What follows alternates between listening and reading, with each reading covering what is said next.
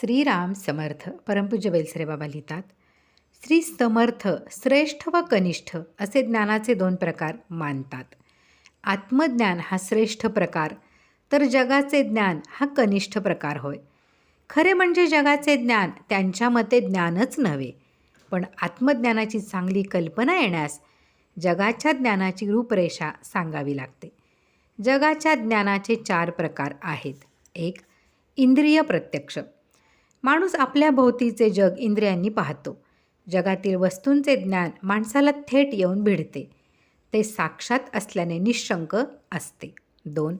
मनःप्रत्यक्ष. आपल्या शरीरात व मनात अनेक व्यापार चालतात. अंतर्दर्शनाने त्यांचे साक्षात ज्ञान आपल्याला होते. मन प्रत्यक्षाचे म्हणजे मनोविकारांचे, काळजी, भय, प्रेम, द्वेष, कल्पना, असमाधान इत्यादींचे आपले ज्ञान निःशंक असते. 3. स्मरणाने होणारे ज्ञान. पूर्वी पाहिलेल्या अथवा अनुभवलेल्या घटनांचे स्मरण होऊन आपल्याला ज्ञान होते. 4. अनुमानाचे ज्ञान. जगाचे ज्ञान मिळण्याच्या बाबतीत अनुभवाला अतिशय महत्त्व आहे, पण प्रत्यक्ष ज्ञानाला केव्हाही मर्यादा राहणारच. माणसाच्या ज्ञानाचा एकंदर साठा पाहिला तर त्यामध्ये इंद्रियांनी प्रत्यक्ष पाहून मिळवलेले आणि स्मरणाने संपादन केलेले ज्ञान थोडेच असते. ज्ञानाचा बराचसा भाग अनुभवांवर आधारलेल्या अनुमानानेच मिळवलेला असतो.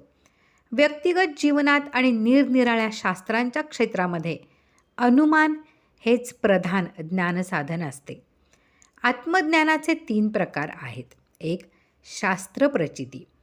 प्रपंचात काय आणि परमार्थात काय शब्दज्ञानास मोठे महत्त्व आहे.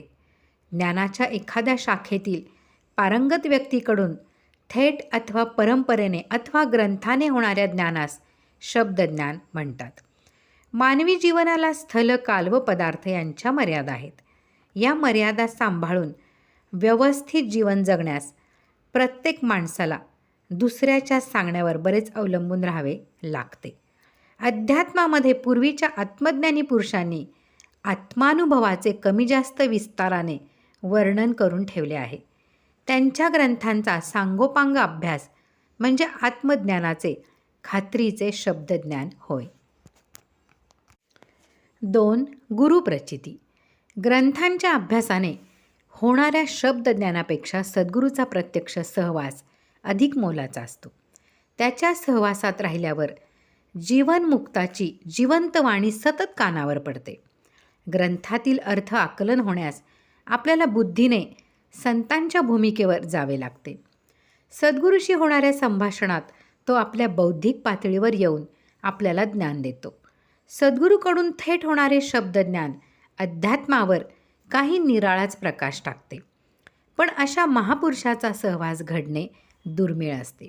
3. आत्मप्रचिती. श्रुतीचे अध्ययन झाले, सद्गुरूकडून प्रत्यक्ष श्रवण झाले, तरी स्वतःला आत्मदर्शन झाल्याशिवाय खरे ज्ञान होत नाही. कनिष्ठ ज्ञान देह, इंद्रिये, मन इत्यादीवर अवलंबून असते, त्यामुळे त्यास पूर्णता येत नाही. श्रेष्ठ ज्ञानामध्ये ज्ञाता थेट ज्ञेयाशी तादात्म्य पावतो, त्यामुळे ते एकदम पूर्ण असते. ते तत्काळ समाधान देते.